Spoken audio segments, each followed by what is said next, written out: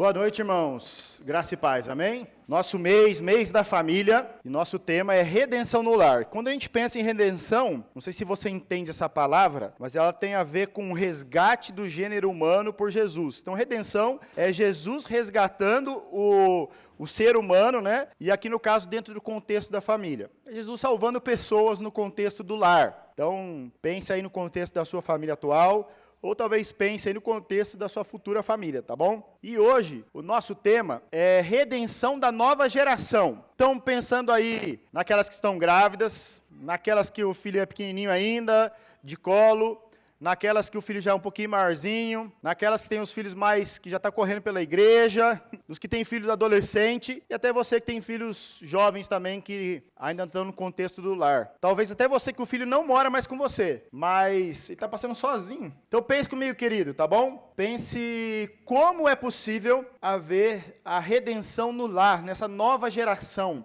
A salvação, o resgate do gênero humano, do ser humano dentro do contexto de família. Tá bom? E agora sim, tem o texto muito conhecido de Atos 16, 31, no qual talvez você já viu até adesivo, já viu plaquinha, né?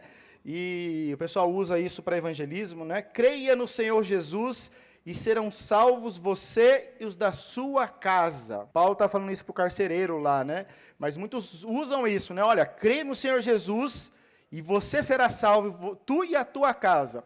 Será que isso é uma promessa? A pessoa creu em Jesus, talvez o homem do lar, então uma promessa de que a esposa e os filhos vão crer em Jesus também.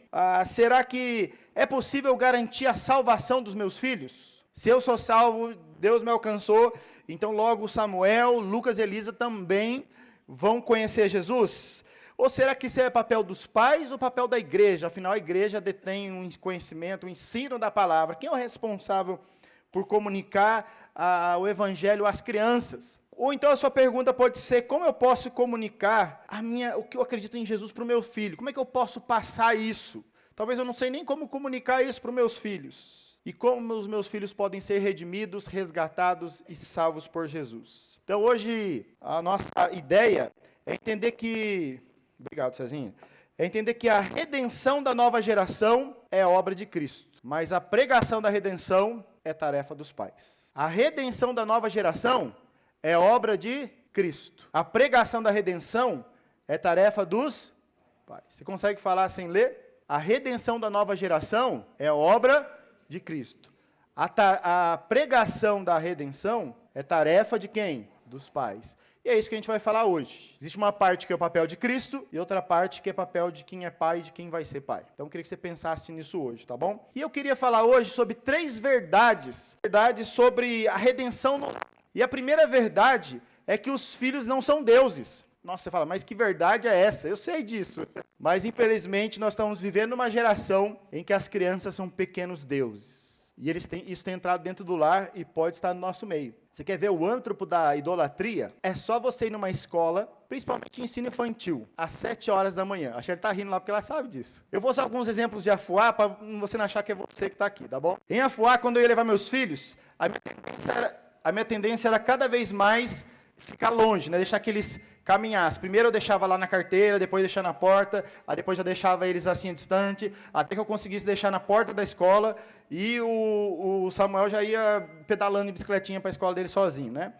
E lá não, tinha os pais que vinham, traziam a criança, botavam na cadeirinha, abria a mochila, colocava os lápis em degradê, na ordem certinha, ficava ali do lado, eu ficava, coitada da professora, gente, tem que aguentar 50 alunos, mais 30 pais lá, adorando os pequenos bezerros de ouro ali, né? Adoração à criança, ao filho. E hoje nós vivemos uma sociedade em que a criança ela tem sido idolatrada. E essa idolatria tem entrado dentro do meio evangélico. O lugar da criança, parece que no nosso país, ele é 2 extremos. Ou é nada, ou é tudo. E a gente tem que entender o que a palavra de Deus vai dizer disso. Então, primeiro, queridos, eu queria dizer para que a gente entendesse essa noite, que se a gente quer entender qual é a nossa tarefa na redenção dos nossos filhos, futuros filhos, que for, que você entende que seu filho não é Deus e nem você, pai, é o Deus dele. Nós temos que entender quem é Deus no lar. E aí, dentro dessa verdade, a gente tem 3 problemas. O primeiro problema é o seguinte: as crianças, elas nascem elas nascem sentindo-se o centro do lar. Eu li alguns artigos, né, de pediatras e tal, e vai dizer que o bebê, ele não tem a percepção de que existe o outro. Quando ele nasce, segundo esqueci o nome aqui, médico de criança, a pediatra, que ele nasce e ele entende que ele é uno com o mundo, né? Então, é uma coisa só, o ventre ali, depois ele sai, mas que, tipo assim, eu sou o criador, ele se sente o criador, porque ele chora, ele ganha leite, ele chora, ele ganha abraço, ele chora, ele ganha alguma coisa, então ele entende que ele é o criador de tudo isso. Se eu choro, acontece isso, logo ele vai entendendo que ele tem o poder de ter as coisas. Então, a criança já nasce com esse centro, achando que ela é o centro, que ela é o criador de tudo. E ela nasce no nível de egocentrismo maior possível que existe, até que ela vai entendendo que existe o outro, mas dificilmente ela vai pensar no outro como prioridade, desde que a minha necessidade tenha sido atendida. Então, a verdade é que, e alguns falam, essa fase vai passar. O problema é que quando nós pais não educamos a criança a passar essa fase, ele pode crescer um adolescente, um jovem, achando que ele é o criador, o dono de tudo. E vai fazer birra e manha para ter o que ele quiser na hora que ele quiser.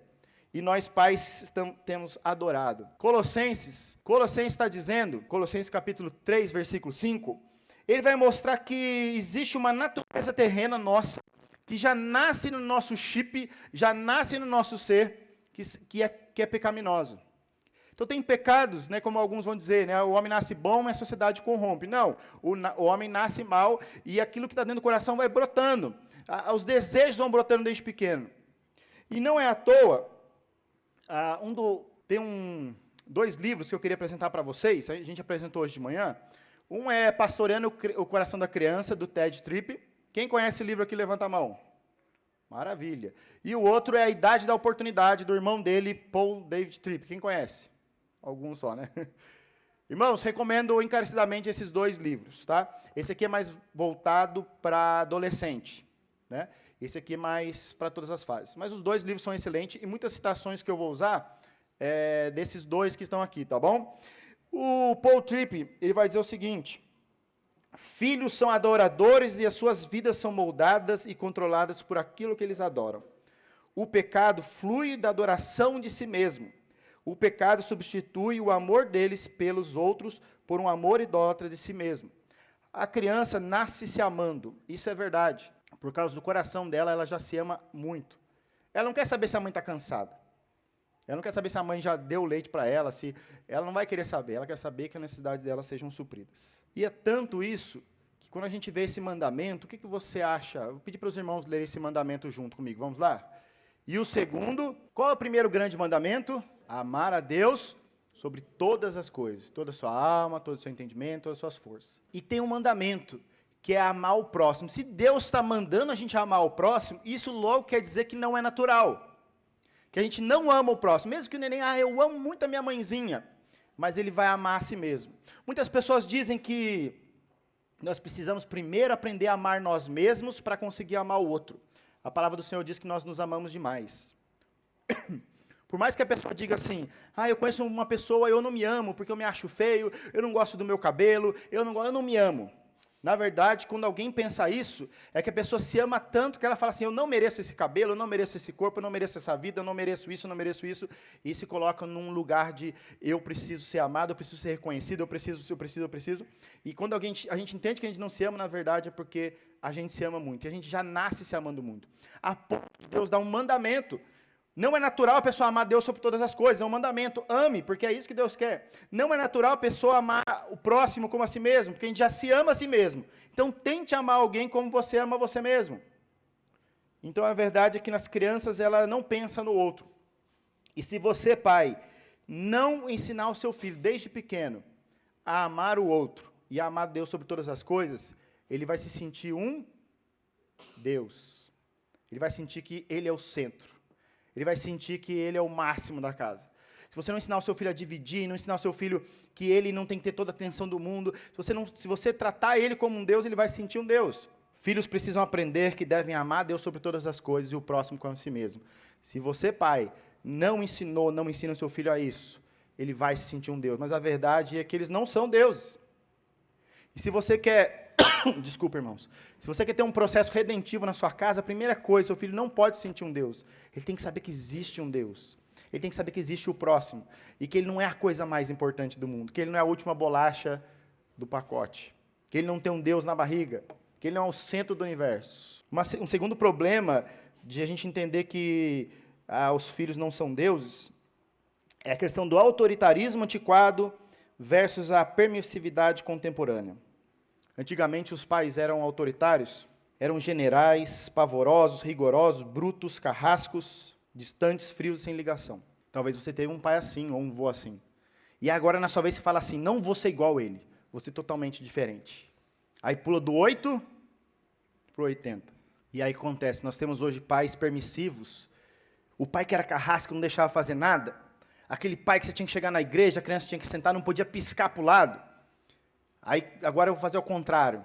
Então, do pai super rigoroso, estamos pulando para uma geração de pais super permissivos que o filho pode fazer tudo. E essa permissividade, o Ted Tripp vai dizer, não é mais culturalmente aceitável que o pai seja o chefe do lar. Crianças não mais se sentem enfileiradas na escola. Não mais costumam pedir licença para falar. Não têm mais medo de responder mal aos seus pais. Não aceitam um papel submisso na vida. Vocês perceberam isso já? Como é que era na escola antes? Como é que era? Como é que era, Luiz Paulo? Respeito. Cantava o hino nacional, sentava bonitinho. E hoje? Aluno batendo no professor, xingando, sai da sala de aula. E o problema disso, irmãos, é que o que está lá fora vai chegando naquilo que não era para ser. Do super rigoroso, né, para o super liberal.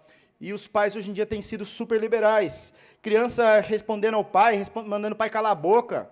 Criança que bate na cara do pai. Isso acontece, irmão, né? Mas o problema é continuar, ser várias vezes isso, né, sem o pai repreender, né? E essa verdade, essa permissividade tem entrado na nossa igreja. Provérbios 29:15 vai dizer que a vara da correção da sabedoria, mas a criança entregue a si mesma. Provérbios 29:15. A criança entrega a si mesma, é a criança que você fala assim, seja livre. Não podemos te repreender, porque senão a criança vai ter traumas. Tem que deixar a criança fazer o que ela quiser. A criança entrega a si mesma. Deixa ela descobrir as coisas. Não pode dizer não pode botar limites, porque senão ela vai ser traumatizada, ela vai perder a criatividade dela. E nessa permissividade, só que a própria palavra do Senhor diz, essa criança vai fazer o quê? Trazer o quê para a mãe? Vergonha. Se jogar no meio do shopping e fazer aquela gritaria. Eu não lembro se meus 3 filhos fizeram isso, mas fizeram só uma vez. Mas é um desafio. E aí nós temos um outro mandamento. O Senhor vai dizer também, entre os 10 mandamentos, depois vai repetir em Efésio, é o mandamento do Senhor. Não é normal isso, mas o Senhor manda, honra teu pai e tua mãe, que este é o primeiro mandamento com promessa, para que tudo corra bem e tenha longas vidas sobre a terra. É um mandamento do Senhor que o filho honra, e tem a ver obedecer, tem a ver respeitar, tem a ver os pais. O problema é que pais cristãos não têm ensinado esse mandamento para os filhos. Pais não têm colocado-se em lugar de pais. Os pais têm sido deixados levar, não têm botado, filho, você tem que me honrar, desde pequeno você tem que me respeitar, você tem que me obedecer. E aí os filhos não têm aprendido a honrar. E pai, se você não tem ensinado, o seu filho não está ensinando o mandamento para ele. E o resultado disso são crianças, jovens que perdem a vida rápido. Nós tínhamos esse problema em Afuá. Muitos jovens que o pai e a mãe deixava largado, entravam na bandidagem, pai e a mãe não corrigia, pai e a mãe às vezes crente. Está o menino preso, o menino que morria cedo. Por quê? Porque nem o pai respeitava. E aí não ia respeitar a polícia, não ia respeitar ninguém, se tornavam marginais. Essa é uma das possíveis consequências. Pais precisam ensinar seus filhos esse mandamento do Senhor. E aí, hoje nós temos pais que, em vez de buscar respeito, estão buscando o que nos filhos? O quê? Amizade ou amor dos filhos. Filho, você me ama? Eu já falei isso para meus filhos, né? Mas, filho, você me ama? Pais estão querendo achar amor nos filhos. Pais estão querendo ter o afeto de amor dos filhos. Pais se submetem, estão com esse cordão umbilicado, não é o filho que precisa do pai, é os pais que estão com esse cordão umbilical de afeto, de necessidade, de carência nos filhos. Então, colocando nos filhos essa responsabilidade. Se o seu filho falar, não te amo mais, pai, a vida do pai acaba, né? Ele vai lá para o chuveiro chorar, acaba a vida dele. E essa é uma realidade. E aí tem um cara que eu não conheço muito a vida dele, tem gente que não gosta dele, mas eu achei muito interessante uma palestra dele sobre isso, sobre a autoridade dos pais. É um psicólogo que chama Rossandro Kinjay. Não sei se, eu não estou defendendo ele, mas ele falou uma frase da psicologia que eu achei muito interessante. Ele vai dizer que o amor é o sentimento mais sofisticado da existência humana, e o respeito e a admiração são pré-requisitos para o amor. Em outras palavras, se você não é respeitado, não é amado verdadeiramente. Tem pessoas que querem ser como um amigo do filho. Quero ser um amiguinho do meu filho. Eu quero conseguir o amor dele, dando coisas, sendo amiguinho, deixando ele fazer. Não, pode rabiscar a parede, filho, pode aprontar, pode destruir o luminário, pode fazer o que você quiser, porque eu não posso falar não, senão eu vou perder a amizade do meu filho. Se eu não chegar em casa e não der coisa para ele, ele não vai ser mais meu amiguinho. E os pais estão se rebaixando a amigos e deixando de cumprir o seu papel de pai, ensinando o filho a honrar pai e mãe. E o que o Rossandro fala é que se você não buscar o respeito em primeiro lugar pelo teu filho, o amor ele tem que ser construído acima do respeito. E quando você tenta construir o amor primeiro, que meu filho seja um amiguinho, quando chegar você quiser o respeito, sabe o que você vai ter? Você não vai ter o respeito. Pais que querem ser amiguinhos dos filhos quando são pequenos, aí chega na adolescência, o filho começa a descobrir o mundo, e começa a haver choque entre eles, e o filho começa a ficar rebelde, porque quis tratar o filho como um bebê, e agora não deu freios, não deu regras, e agora que está grande, não, você não pode, você não vai sair, você não vai fazer isso, você não vai sair com aquele pessoal que bebe, começa a botar tantas regras, e o filho se torna um revoltado contra o pai, enquanto na verdade nós precisamos ensinar os filhos desde pequeno a respeitar, a obedecer, e quando eles vão crescer, nós vamos dando mais liberdade, porque eu já sei que ele sabe honrar o pai e a mãe, que ele aprendeu, sabe que eu não gosto, posso permitir meu filho em tal lugar, porque eu sei que lá ele já aprendeu a verdade. E aí você que é pai, você que vai ser, qual vai ser a sua relação com seu filho? Qual vai ser a base da sua educação, dos seus direcionamentos, seu limite? Pais que têm o desejo de buscar afeto e aprovação do filho, vocês vão encontrar muito problema na sua vida. Então, muito cuidado. Pais que tentam suprir o seu afeto emocional com os filhos e deixam de ser pais. Então, trocaram, né? O que antigamente era autoritarismo, agora são amiguinhos. E você vai ter muita dificuldade com o teu filho, porque ele não vai aprender a respeitar você, professor na escola, polícia, quem quer que seja. E aí o que nós temos certo, a autoridade bíblica, o David Tripp vai dizer assim, você pai, você não deve nem ser autoritário, tá irmãos? Não estou defendendo, você não deve nem ser autoritário e nem permissivo, mas há um meio caminho, a gente falou isso hoje na EBD, o propósito dessa autoridade na vida dos seus filhos não é mantê-los debaixo do seu poder, mas capacitá-los a serem pessoas autocontroladas, que vivem livremente sobre a autoridade de Deus. Ou seja, como eu posso pregar o evangelho no meu lar para o meu filho? Sendo uma boa autoridade, para que seu filho entenda a autoridade de quem? De Deus. Para quando seu filho não estiver mais debaixo da tua casa, ele entendeu que é bom viver sob a autoridade de alguém responsável. E ele vai entender que é bom viver sob a autoridade de Deus. Então, pais, quer pregar o evangelho na sua casa? Seja uma boa autoridade para o seu filho. Porque nem Deus deixa a gente fazer o que a gente quer. Que uma terceira consequência de saber que os filhos não são deuses, é porque existem as necessidades supridas e as vontades atendidas. Como saber se você é um bom pai ou não? A questão é vocês pais, pai e mãe, seja mãe que está sem o marido, ou pai que está sem esposo, o que for, né? A questão é que a gente sabe que os filhos têm necessidades, mas eles também têm o quê? Vontades. Pai, eu lembro de um primo meu uma vez falando assim, eu estou com muita sede. Aí eu falei para ele, toma água. Eu estou com sede de coca.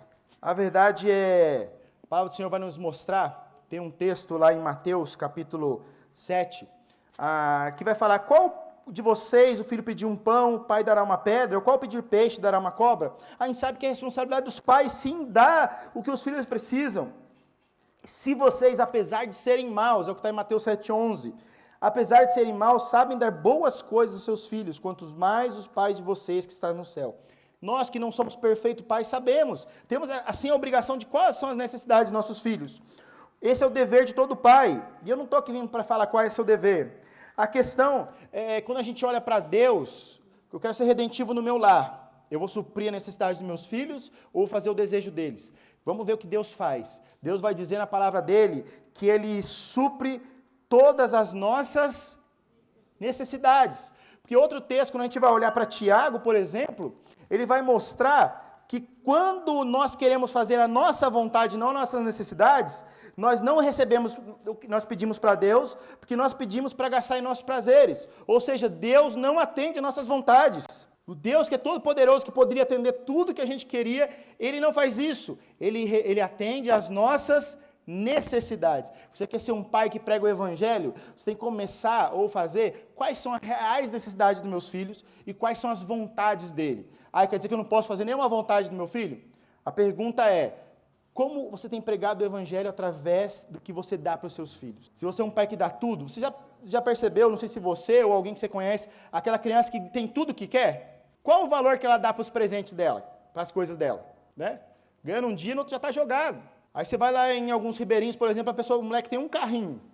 É o carrinho para lá, o carrinho para cá, o carrinho é quase igual a boneca. Aquela boneca fica até, às vezes, numa estante, assim, eles colocam. Porque só tem uma, não é tudo que... Então, cuidado, meus queridos, quando a gente quer suprir as vontades, achando que a gente vai ser o amiguinho do meu filho, ele vai me amar mais, porque eu parcelei em 576 vezes aquela casa da Poli, para agradar meu filho. Aí tá lá, ganhou, achando que seu filho vai te amar mais por causa disso. Então, cuidado, meus queridos, nós precisamos entender isso. Filhos não são deuses, então nós não devemos tratar filhos como Deus. Pai que mima os filhos. Tem um texto que eu achei interessante na palavra de Deus, lá em Provérbios 29:11, fala assim, se alguém mima o seu escravo, desde jovem, no final terá tristeza. Algumas versões dizem que ele vai ser como um filho. Imagina, se você pegar um escravo, naquela época, pensa aí, se tratar ele como mimando ele ia dar problema. Imagine um filho que você mima, ele vai pensar que ele é quem? Que ele é um rei, que ele é Deus. Então, muitas vezes, os filhos se sentem Deus, e isto os afasta do evangelho, porque pais colocam o filho num altar de adoração, se prostram, fazem tudo o que o filho pede, e tentam ser amiguinho, tentam suprir, e estão pregando o evangelho errado. Estão mostrando para o filho que ele é Deus, e ele não é. Ele precisa aprender que existe um Deus, e ele não é o centro do universo. A primeira verdade é essa, os filhos não são deuses. Uma segunda verdade tem a ver com o nosso coração. O coração é o centro de tudo. Consegui uma figura magnífica. Olha, eu quase nunca consigo a figura que eu quero. Consegui achar um coração em formato de... Não, um iceberg em formato de coração. Sabe o iceberg? Você já viu algum passando no Tietê ali no Rio Paraíba? Ainda não, né? O iceberg tem uma pontinha que aparece. Aí você viu o Titanic já, né? Todo mundo que já viu o Titanic, né? Aí bate ali, mas não nisso, aqui embaixo tem um... Nem é assim, na verdade, é muito maior embaixo. A pontinha que aparece, ela é tão pequenininha, proporcional ao todo o gelo que está embaixo. Então, na verdade, nós temos um problema no coração, que é isso. Às vezes, aquilo que a criança apresenta é só a ponta do iceberg. Um filho que xinga o pai, um filho que bate na cara do pai, um filho que xinga a professora, ou um filho que simplesmente fala, não vou. Entra, filho, não vou entrar. Isso é só a ponta do iceberg. O que está no coração da criança porque ele falou isso? Talvez você que é pai e mãe já passou vergonha, né? Seu filho obedece, mas ele vai desobedecer naquele dia X, que está a tia tal, que fica só elogiando os filhos dela, né? Aí seu filho é super comportado, quando chega aquela pessoa, o filho vai fazer aquele negócio maravilhoso. Eu lembro que eu falava assim, meu filho não gostava de tomate, sei lá o que era. Meu filho não gosta de tomate. Foi na casa da pessoa, acabou com o tomate da casa da pessoa. Os filhos gostam de fazer isso com a gente, né? Mas a verdade, irmãos, é que o que nós apresentamos, na verdade, o problema está lá dentro, escondidinho, o coração. E o nosso foco tem que ser o coração do filho. Esses livros falam bastante sobre isso. A gente tratar o coração, não tratar só a parte de fora. A gente tem que ver o que está embaixo do iceberg, o que está aqui escondido, que a gente não vê na vida do nosso filho. Então, para pregar o evangelho, para ter um lar redentivo, para trazer Cristo para seu filho, você tem que muito mais do que ver as atitudes dele. Talvez seu filho tirou uma nota 5 e você chega para ele e fala assim, filho, você não sabe o tanto de hora extra que eu fiz para pagar a sua escola, eu trabalhei igual um burro, eu fiz isso e aquilo, e você vai me tirar uma nota 5 e você desce todos os cachorros, sem entender por que o seu filho tirou nota 5. Foi porque ele quis, estava revoltado, não conseguiu? Então, tem algo por trás disso. É uma pessoa que tira nota boa e de repente fez isso. tantas coisas que os filhos vão apresentar, e a gente precisa entender o coração, o que motivou o filho a fazer isso. E a primeira relação com o coração que a gente vai entender essa noite, cuidado, essa verdade pode doer em alguns pais, mas ela é verdade. Crianças são pequenos seres com grandes corações pecadores. Sabia, pai? Sabia, futura mãe, que o seu filho já vai nascer com um coraçãozinho pecador? E a gente precisa entender isso, que a criança, por mais bonitinha que seja, por mais lindinha que seja, talvez seu filho nem parece pecador. Lá em casa a gente teve 3. O primeiro foi propaganda enganosa, fácil de criar, trazia na igreja, andava no colo de todo mundo, deixava no bebê conforto, ficava, esqueci, cadê o menino? Tá lá no bebê conforto quietinho. O segundo já foi meio horário político, algumas verdades. A terceira, irmãos, ainda bem que ela foi a terceira, senão ela, até 1 ano, aquela ali precisa de Jesus o mais rápido possível. Mas os 3, precisamos entender que os 3 são pecadores. Talvez a gente tenha esse aqui é pecador, esse aqui não é pecador, é um santinho. Mas a verdade, irmãos, é que todas as crianças são pecadoras. E às vezes a gente coloca o pecado, a gente chama isso de influência formativa. Aquela criança, ela é assim, porque o pai é assim, a mãe é assim, a família é assim, porque o passado foi assim, porque ela estudou numa escola assim, ela é assim porque ela nasceu na favela, ela é assim. Não, a criança ela já nasce pecadora. A ponto, isso, irmãos, tem vários textos, mas, por exemplo, o Salmo 51 vai dizer, Davi vai confessar, eu sei que eu sou pecador desde que nasci. E o Provérbios vai dizer, a insensatez está ligada ao coração da criança. Então a criança já nasce com a insensatez. Ninguém precisa ensinar a criança a mentir, ninguém precisa ensinar a criança a fazer birra, ela vai só desenvolver, tem coisas que vão brotar mais bruscamente. Mas a criança é sim pecadora. E você precisa entender isso, porque quando você tem que ter, no caso, um pecador, eu tenho que entender o que ele precisa. Ele não precisa só eu padronizar ele. Não sei falar direito se é behaviorismo ou behaviorismo, ensina que você ensina A, né? Aí o cachorrinho vai fazer A. Se eu faço B, o cachorrinho vai fazer o B. É como se você faz e ele responde. Seres humanos não funcionam assim, porque tem o coração. Então você tem 3 filhos que comem da mesma comida, que recebem da mesma vara, que recebem o mesmo castigo, e cada um responde de um jeito, porque existe o coração ali dentro. E a gente precisa entender isso, que a criança ela já nasce pecador, aquele pequenininho lindinho, ele é pecador sim. Ele precisa ser redimido, ele precisa de Cristo. O Ted Tripp vai dizer, cometemos um erro grave ao concluir que a criação de filhos nada mais é do que prover melhores influências formativas para ele. Se pudermos protegê-los, obrigá-los o suficiente bem, se pudermos ser sempre positivos com ele, se o enviarmos às escolas cristãs, se o educarmos em casa, se pudermos prover a melhor experiência na infância possível, então nosso filho será uma ótima pessoa. Isso não é realidade. Claro que é ótimo ter o filho numa escola cristã. Tem algumas pessoas que são adeptas ao homeschool, mas homeschool, botar a criança numa escola cristã, trazer ele só na igreja, fazer a criança morar na igreja, não garante nada. Por quê? O coração dela, o problema está lá dentro. Não é as coisas de fora, o problema é o que está dentro. A segunda coisa ligada ao coração é que do coração vão fluir as atitudes dele. É aquilo que eu falei, você vai entender por que o seu filho faz o que ele faz.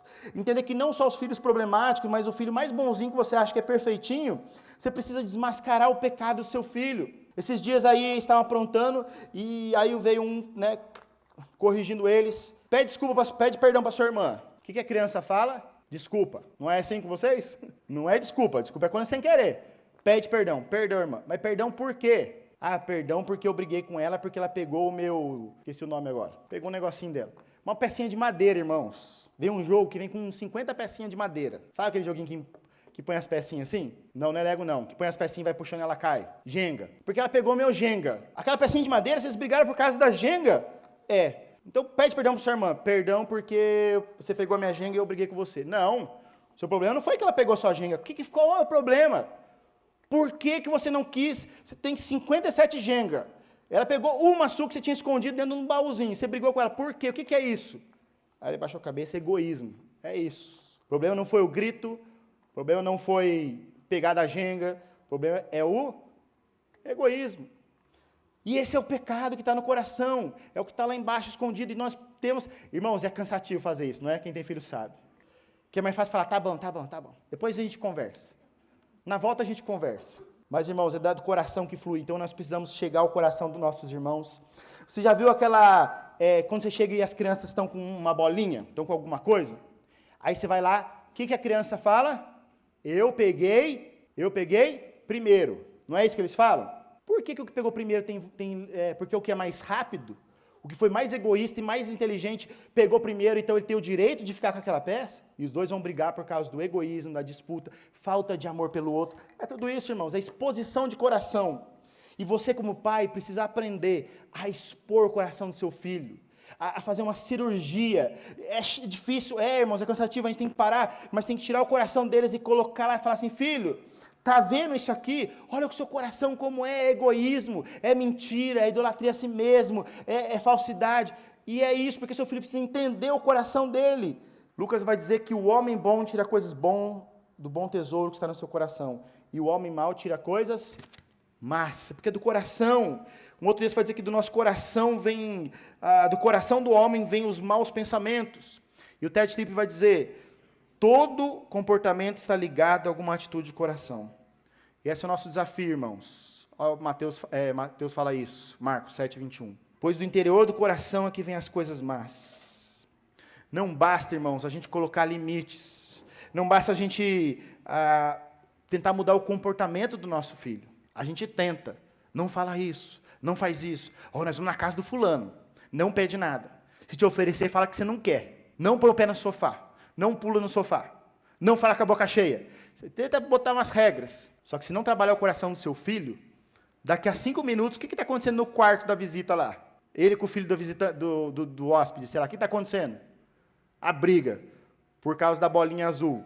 Tem 50 bolinhas, mas uma é azul. O coração do seu filho vai ser exposto. O coração é o centro, queridos. E nós precisamos também aprender que o padrão divino é elevado para expor o coração. Olha só o que diz lá em 1 Pedro 1:14-16, como filhos obedientes, não se deixem amoldar pelos maus desejos de outrora, quando viviam na ignorância. Mas assim como é santo aquele que os chamou, sejam vocês também santos em tudo o que fizerem. Qual é o padrão de santidade de Deus para o crente? Ser santo como quem? Como quem? Como Deus, como Cristo é santo. Irmãos, que padrão é esse? É mais fácil ser santo que nem o Cezinha, que eu posso olhar, medir, né? Vou conhecendo ele, sei as lutas dele, é mais fácil ser santo que nem ele. Santo que nem o pastor, santo que nem qualquer pessoa. Mas ser santo como ele, qual o padrão que é esse? É um padrão elevadíssimo. Aí você fala, é impossível de chegar a esse padrão, e é impossível mesmo. É impossível chegar a esse padrão, mas o padrão de Deus nunca vai abaixar. E você, pai, às vezes abaixa o padrão para o seu filho, e ele vai achar que ele alcança o padrão. E vou mostrar como a gente prega o evangelho de forma errada em casa. Quando você chega e fala para o seu filho assim: filho, eu quero que você guarde todo o Lego, tá bom? Eu vou lá dentro da cozinha, e quando eu voltar, eu quero que o Lego, boneca, esteja todo guardado. E você vai. Aí quando você volta, seu filho guardou 90%, mas deixou algumas coisas espalhadinhas. Qual que é a sua reação? Bom, né? Pelo menos ele tentou. O que você mandou ele fazer? Guardar todo o Lego. E quando você faz isso, não por causa da incapacidade da criança, tá bom? Mas porque ela saiu realmente porque ela cansou, porque ela não quer e desobedeceu você.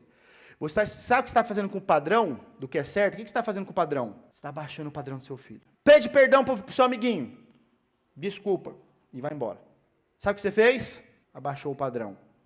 Toda vez que nós não cumprimos aquilo que a gente falou, quando a gente faz vista grossa para o nosso filho, quando a gente faz deixa para lá, nós estamos fazendo o quê? Abaixando o padrão. E ele vai entender um falso evangelho de que eu posso chegar a Cristo fazendo uma coisa do meu jeito, e não do jeito de Deus. Não estou dizendo um pai autoritarista, eu quero que você pinte isso aqui tudo, meu filho, quando eu voltar, você tem 1 hora para pintar a casa inteira, não é isso. Mas são coisas alcançáveis. Eu quero que você lave a louça melhor, eu quero que você limpe o seu quarto, eu quero que você faça a sua tarefa, eu quero que você faça isso. E você não pode abaixar o padrão, ele tem que entender que o padrão de Deus é elevado. E quando ele entender que ele não consegue, que isso é muito difícil, ele vai entender que ele precisa de um Salvador, de um Criador. Quando você mostrar que realmente temos que ser santo como ele é santo, que é preciso realmente, o padrão de Deus é elevadíssimo, mas pai, eu nunca vou conseguir ser igual a Jesus, amém, aí você pregou o evangelho.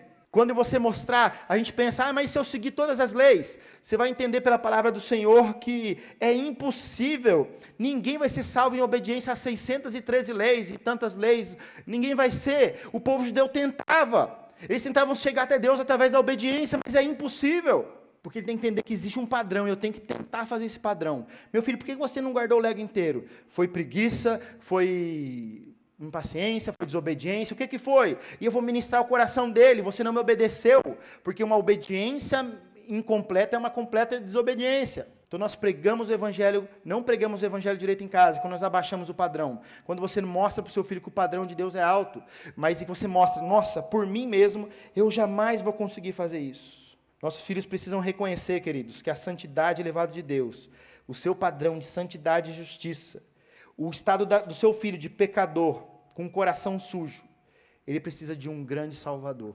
E a última verdade hoje, além de que o coração é o centro, eu queria dizer para você que o foco central na criação de filho deve ser o Evangelho. Antes do seu filho aprender jiu-jitsu, inglês, matemática, antes de ele aprender aritmética, antes de ele aprender robótica, nem o português, nem qualquer outra coisa, antes do seu filho aprender a falar, talvez, que as crianças elas aprendem primeiro a ouvir, depois a falar, o seu filho tem que entender o Evangelho.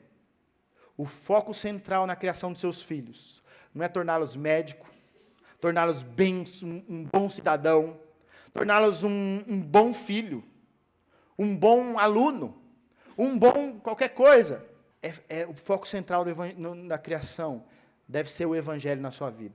Porque se a gente quer uma redenção no lar, da nova geração dessas crianças que estão aí, nós precisamos aprender que o Evangelho tem que ser central na nossa casa. E eu quero trazer 3 ramificações disso. A primeira coisa, meu querido, eu queria dizer que você pode criar seus filhos com métodos santos.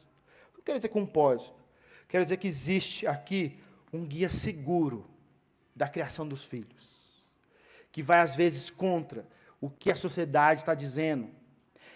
Você precisa se debruçar, você precisa buscar aqui respostas, e não olhar para coisas do mundo que parecem dar certo, e olhar assim, Senhor, o que o Senhor diz em sua palavra? E eu quero dizer para você, pai, que talvez seu filho já é adolescente, já é jovem, não sei, você talvez já perdeu a esperança com seu filho. Está lá no seu lar, está na sua casa, perdido. Eu quero dizer para você que há esperança. Se você se voltar para isso aqui, se o Evangelho começar a ser o centro no seu lar, eu quero dizer para você, meu querido, que há esperança sim. Há esperança no Evangelho sim. Mas como diz o Ted Tripp, você precisa buscar resposta nas Escrituras, a fim de desmanchar o emaranhado de confusão a respeito da criação de filhos.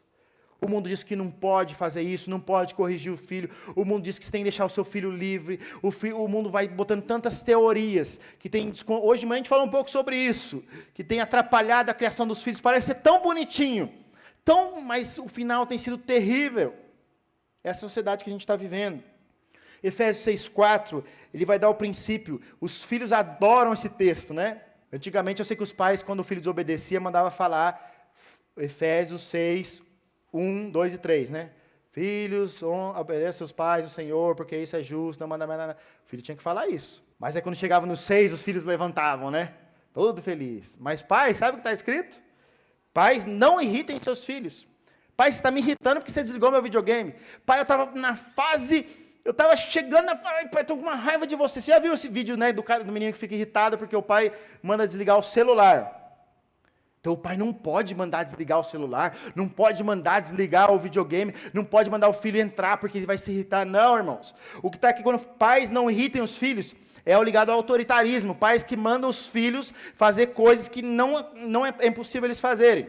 Pais que são autoritários, rigorosos e que exploram os filhos. É essa a ideia. Pais, não sejam aquele que vai tratar o filho como um burro de carga, por exemplo, né? Espancando os filhos. Então não irrite os filhos. Não exagere na correção. Mas não está dizendo para pais não serem autoridade. Mas como é para os pais, então, queridos? Se eu entendo que o foco central de educação dos meus filhos deve ser o Evangelho, e que eu posso criar o filho, qual é esse padrão santo? É na instrução e no conselho do Senhor, que é por meio da palavra dele. Provérbios é lindo nisso, o pai dando conselhos, a mãe dando conselhos. E quais são os conselhos? Como você tem instruído o seu filho? Ou você tem jogado a responsabilidade para as tias da salinha, para o Conex, ou para os jovens, não sei para quem. A responsabilidade é vocês, pai, é Deus chama vocês para pregar o Evangelho em casa. Uma segunda ramificação disso, de que o foco central na criação dos filhos deve ser o Evangelho, eu queria dizer para vocês, querido, que o Evangelho ele é poderoso, o Evangelho ele é atraente e o Evangelho é suficiente. Você pode repetir comigo? O Evangelho ele é poderoso, o Evangelho é atraente e o Evangelho é suficiente. Cezinha, diga para mim, qual é o texto que diz que o Evangelho é poderoso? Porque eu sei que você sempre fala. Romanos 1,16. Exatamente. Eu lembro sempre do Cezinha quando eu vejo esse versículo, que vai dizer, não me envergonho do Evangelho, porque ele é o que, irmãos? Poder de Deus. E é isso que nós precisamos ensinar para os nossos filhos, o poder de Deus. Não é capacidade humana, é o Evangelho, que nós somos pecadores e carecemos de Cristo, que só Jesus salva, que nossos filhos não são deuses, é isso que é o Evangelho, Jesus é poderoso. Rafa, você não conhece a minha filha, Jesus. Já assistiu aquele filme que a menina desce de ponta cabeça a escada e vai, né, e vai descendo assim, quase minha filha, é mais ou menos isso. O Evangelho é poderoso. Você não conhece meu filho é um tranqueira, o Evangelho é poderoso. O Evangelho não é um método criado por igrejas, por cristãos. O Evangelho é a palavra de Deus e ela é poderosa. E ela tem transformado pessoas. Nós temos testemunho de pessoas aqui que o Evangelho transformou vidas. Não importa qual é o estado do coração do seu filho, pregue o Evangelho em casa. O Evangelho tem que ser o centro do seu café da manhã, do seu almoço, sua janta. E além disso, eu esqueci. O Evangelho também além de poderoso, ele é o quê? Atraente. Eu lembro uma vez que a pessoa, não tem uma música que a gente canta, que me atraiu, não é? Que fala de Jesus, esqueci agora da música. Mas que fala que atraiu, né? De modo cativante, né? Esqueci o nome da música. Vou cantar para vocês. Não, brincadeira. E ele falou assim, não, como Jesus me atraiu de modo... Eu esqueci a palavra agora. Gentilmente me atraiu. Como Jesus lá na cruz me atraiu gentilmente. Mas está na palavra. Quando ele diz, né? Quando ele for levantado, e quando eu for levantado à terra, a todos atrairei a mim. Tem outro texto que fala que o pai atrai as pessoas ao olhar do filho. Tem tantas pessoas naquela época que viram Jesus e não estavam nem para Jesus. Mas esse mesmo Jesus que foi crucificado, ele continua sendo atraente para aqueles corações que têm recebido o Evangelho. E você tem que, irmãos, eu não sei como pregar o Evangelho. Lê a Bíblia. Mas eu não tenho nenhuma revistinha lá. Abre e lê a Bíblia. Lê os Evangelhos na sua casa. Não precisa de... É legal quando você tem uma revistinha colorida, né? Que você vai lá e mostra para a criança. Mas lê a Bíblia. Mateus, Marcos, Lucas, João. Acabou, começa de novo. Mateus, Marcos, Lucas, João. E lê Atos. Vai lendo, irmão. A palavra do Senhor. Porque ele vai ser atrativo. Na hora que o seu filho, sua filha, não importa a idade dele, ele conseguir por ele mesmo olhar Cristo na cruz de verdade, não no filme, não na ensinação da Páscoa, ele vai ser atraído pelo Evangelho. Porque ele é poderoso. E além disso também, o Evangelho, ele é suficiente. E nós temos, Colossenses vai mostrar isso para a gente. Vai mostrar que tenha cuidado para que ninguém escravize com filosofias vãs. Mas no final ele vai dizer, vocês receberam tudo através do Evangelho. Cuidado, irmãos, é com a gente colocar coisas do mundo em nossa casa, achando que porque é legal, porque aquele ensino é bacana. E a gente precisa entender que o Evangelho ele é suficiente.